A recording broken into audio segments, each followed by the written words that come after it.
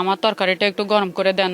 ওই সুযোগে পাইয়া ও আমাকে এমন ভাবে করছে, ও আমি মানে সাইড দেই না, কিন্তু ও জোর করে আমার মুখ পর্যন্ত সাইপা ধরছে। ও আমাকে চিৎকার করতে দেয় না। লেখাপড়ার উদ্দেশ্যে ঢাকা এসে কলেজে ভর্তি হয়ে বাসা খুঁজতে থাকেন এই তরুণী।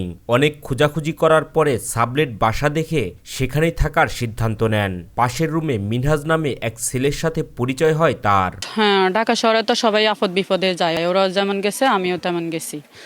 তো ওদের ভাষায় আমার একটা, হ্যাঁ, ওদের ভাষায় ওরা ফ্ল্যাট নিয়ে থাকে। তো এক ফ্ল্যাটে এক রুমে ব্যাচেলর মহিলা ভাড়া দেয়। ওই ব্যাচেলর মহিলা ভাড়া দিতে ওই জায়গায় ওদের কাছে ওদের মার সাথে কথা বলি, আমি ওখানেই আসছিলাম, আমার রাখছে। এই তরুণীর রুমমেটরা কাজের উদ্দেশ্যে যখন বাইরে যেতেন তখন বাসায় একাই থাকতেন তিনি। এরই মধ্যে বাসায় একা থাকার সুবাদে পাশের রুমের ব্যাচেলর থাকা মিনহাজ সুযোগ পেলেই এই তরুণীর রুমে ঢুকে তার সাথে গল্প করার চেষ্টা করতেন। ওই ছেলে চাকরি করে, ও বাসায় আসে যায় সব সময় টাইম মতো, আর আমি বাসায় আসি। ওই ব্যাচেলর মহিলারা সব সময় আবার থাকতো না।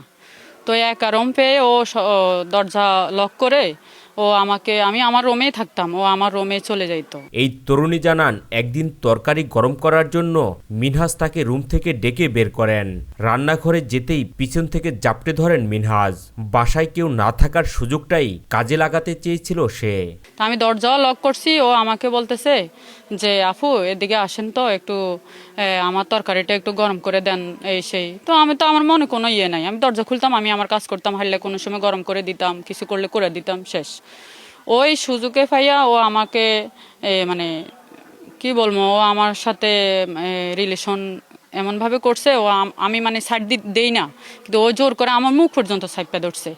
পরে আমি বলতেছি, আমি যদি চিৎকার করি, চেঁচামেচি করি, মানুষজনও শুনবে না, কারণ ফ্ল্যাটের ভিতরে তো, যদিও শুনে জোরে চিৎকার করলেও যা আবার আসতেও পারে। ও আমাকে চিৎকার করতে দেয় না। পরে আমি কোনোভাবে এটা করছি, মানে হয়ে গেছে, ও আমার সাথে যা করা হয়ে গেছে অলরেডি। ঘটনার কয়েকদিন পরে রুমমেটদের বিষয়টি জানায় এই তরুণী। তখন তাকে বাসা ছেড়ে দেবার জন্য চাপ দেয় তারা।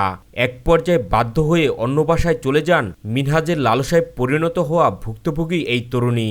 তো ওরা আমার বাসা ছেড়ে চলে যাইতে বলতেছে।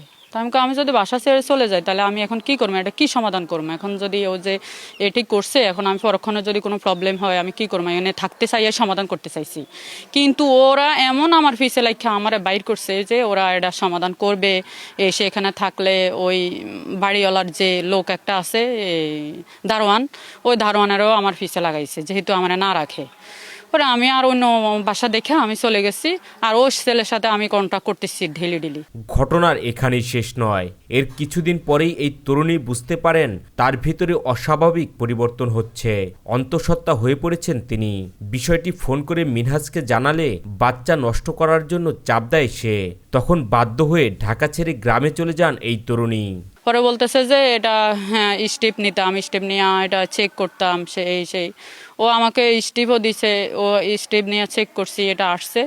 পরে বলছে আমি দেশে যাইতাম গা, দেশে যাই এটা ক্লিয়ার করতাম, এই সেই বলতেছে। আর আমিও অবস্থা পরে কয়েকদিন হয়ে গেছে না, আমার অবস্থা আমার কে দেখে এখানে, আমি চলে গেছি দেশের বাড়িতে। গ্রামে যাওয়ার পর বিয়ের জন্য মিনহাজকে চাপ দিলে গর্ভের সন্তান নষ্ট না করলে তাকে বিয়ে করবে না বলে সাফ জানিয়ে দেয় সে।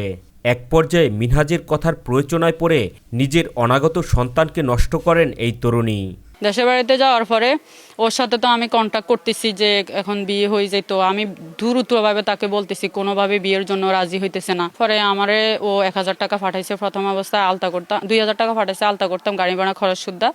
পরে আমি যাই আলতা করছি, আলতাসগ্রাফ এগুলা ফটো মোবাইলে পাঠাইতে বলছে, পাঠাইছি। পাঠানোর পরেও বলতেছে আমি ডাক্তারের সাথে কথা বলি, এটা যেভাবে হোক ক্লিয়ার করলে পরে ও আমাকে মেনে নেবে। ওকে আমি কোনোভাবে বুঝাতে পারতেছি না। ও বলতেছে যে যেভাবে হোক আমি ডাক্তারের সাথে টাকা যাক কথা বলি, তাদের সাথে কথা বলি, এটা যেভাবে হোক ক্লিয়ার করতাম। পরের সপ্তাহে এটা ক্লিয়ার করার পরের সপ্তাহে সে আমাকে ওর মাকে নিয়ে আমাকে বিয়ে করে নিয়ে আসবে।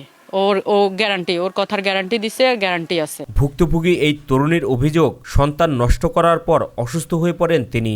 হাসপাতালে থেকেই অ্যাবর্শনের সমস্ত কাগজপত্র প্রেমিক মিনহাজকে পাঠান। এরপর থেকেই তার সাথে সমস্ত যোগাযোগ বন্ধ করে দেয় সে। কয়েক হাসপাতালে 7 দিন ছিলাম, থাকার পরে আমি বাড়িতে গিয়া 1 সপ্তাহ পর তার সাথে এগুলো ডকুমেন্ট পাঠাইতে বলছে, ফ্ল্যাটের ছবি পাঠাইতে বলছে, এগুলো প্রমাণ আমার কাছে অবশ্যই আছে। এরপরে যাই বলতেছে পাঠাইছি এরপরে ও আমার সাথে আর কন্ট্যাক্ট করে না, ও আমার সাথে আর যোগাযোগ করে না। সুস্থ হয়ে ঢাকায় ফিরে মিনহাজকে না পেয়ে তার আত্মীয় স্বজনদের কাছে যান এই তরুণী। সব ঘটনা খুলে বলার পরেও তারা এই তরুণীকে কোনো ধরনের সহযোগিতা করেনি বলে অভিযোগ তার। আমি ঢাকা আইসা পড়ছি, ঢাকা আইসা পড়ে ওর খালু একটা থাকে ওখানে শাকসবজি বিক্রি করে, ওর খালুর সাথে আমার দেখা হয়েছে। দেখা করছি, আমি বলছি যে আঙ্কেল বিষয়টা তো আপনারা হয়তো জানছেন, এই ও আবার ওর মার সাথেও কন্ট্যাক্ট করছে বলছে। হ্যাঁ বলতেছি। পরে ওর খালুকে আমি প্রস্তাব দিছি যে ওনাকে বলেন বুঝাই যে যেহেতু হয়ে গেছে তুইও স্বীকার করছস বা বলছস, তাহলে এই জায়গায় আমরা চাই ওকে বিয়ে করে বউ করে নিয়ে আসতে, ঝামেলা করার দরকার নাই এই সেই। উনি আমাকে পরের দিন আমারে ঠিক যে জায়গায় থাকতে বলছে নয় আমি ওই জায়গায় থাকছি, আমাকে উত্তর দিয়ে বলছে কি যে ও আপনি ওদের সাথে বুঝেন গা, ওরা আমার কথা শুনে না। এক পর্যায়ে মিনহাজের ঠিকানা খুঁজে বের করে তার গ্রামের বাড়িতে যান। তিনি সেখানে গিয়ে শুনতে পান মিনহাজ বিয়ে করার জন্য সমস্ত প্রস্তুতি সম্পূর্ণ করেছে। আবার এদিক দিয়ে আমার পরীক্ষা চলতেছে, আমার বিয়ের সেকেন্ড ইয়ার ডিগ্রিতে পড়ি, পরীক্ষা চলতেছে। পরীক্ষাও আমার শেষ হয় না, সপ্তাহে একদিন পরীক্ষা। শুনছি জানতে পারছি লোকজনের কাছে যে ওরা দেশে আইসা পড়ছে, দেশে আইসা আবার বিয়ে শাদী করানোর দ্রুত বিয়ে শাদী করানোর জন্য চেষ্টা করতেছে, বিয়ে শাদী করানোর প্ল্যান নিয়ে বাড়িতে আসছে। পরে আমি নিজে যেভাবে হোক আসি এই জায়গায়। তো বাড়িতে আসছি, ওরা আমাদেরকে ওই আপুদের সাথে কথা বলি, সমাধান করছে কি যা হবে সমাধান হবে বা ঢাকায় হবে, যেখানে ঘটনা ঘটছে ওখানে হবে এই সে। আমি ঠিক আছে, তাও মানে ঢাকা যদি সমাধান হয়ে থাকে তাহলে তো আরো ভালো, আমাদের সাথে আপনারা চলে আসেন, ওখানে হয়ে যাক। ও নানান তানের দোষ দিয়ে আমার সাথে কাগজপত্র এসে ওই আমার কথা এসে ও আমার সাথে এটা আমার না, দুনিয়ার নানান কথা দাফা সাফা দিতে আছে।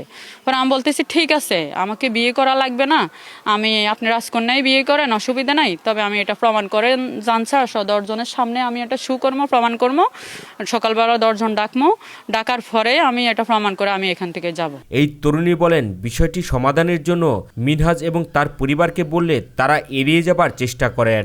এই সুযোগে প্রেমিক মিনহাজ বাড়ি থেকে পালিয়ে যান বলে অভিযোগ তার। ওই লোকজনকে হবে বলতে চাইছি, সে সময়ে ওই লোকজনে মানে ওই সুযোগে হের মামাতো ভাইটা ছিল না, ওই মামাতো ভাই ওকে নিয়ে গেছে। এখন ওর মা ছিল, ওর মা আছে। ওই আপু আবার বলতেছে ওগো এলাকায় গেছি না, ওই মেম্বারের সাথে কথা বলে আসবে। আর মেম্বার বলতেছে যখন ও ছিল তখন তো আমাদেরকে জানান নাই, আর ওর হাতছাড়া কেন করছেন আপনারা? আবার ওখানে যান, ওর মা যেখানে আছে, ওর মা যেখানে থাকে ওখানেই থাকেন। এরপরে এখানে আসছি, ওর মাকে আমি দেখে বলছে, আপু বলছে না জানাও আমাকে। আমি জানাইছি, দেখা মাত্র ফোনে কথা বলি ওইদিকে ওনাকে আবার সরাই ফেলছে, উনি কই আছে ওনারাই জানে। এই ঘটনার সুষ্ঠু এবং প্রেমিক মিনহাজের দৃষ্টান্তমূলক শাস্তি দাবি করেন ভুক্তভোগী এই তরুণী। আমার যে এত বড় ক্ষতি ও করছে, আমি এই ক্ষতির তো দূরের কথা, আমি অ্যাকশনে নিতে আসি নাই যে ওদের সাথে সমাধান করে আমি যা করার করবো, কিন্তু ওদের কোনো সমাধানে আসে না, ওরা আমার নামে আরো বিভিন্ন নানান তানের কথা বলে।